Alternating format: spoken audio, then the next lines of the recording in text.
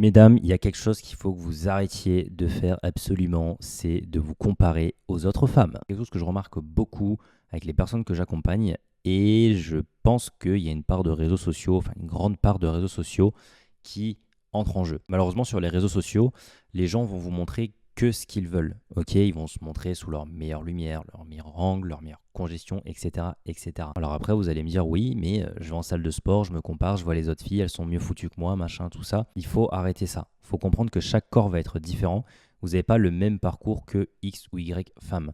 Il y en a qui s'entraînent déjà depuis des années.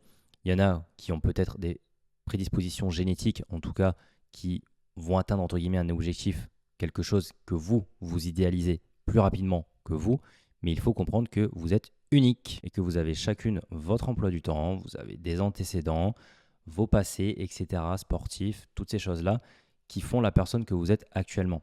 Donc, il faut arrêter de vous comparer à quelqu'un qui n'est pas du tout de base comme vous, parce que vous n'aurez pas forcément les mêmes résultats. Et je passe bien sûr sur tout ce qui est génétique, insertion musculaire, taille, poids, âge, origine, etc., etc.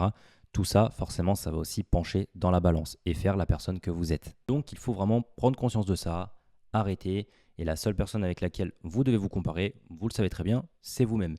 Donc, mettez un plan d'action en place pour atteindre vos objectifs et vous aurez vos résultats.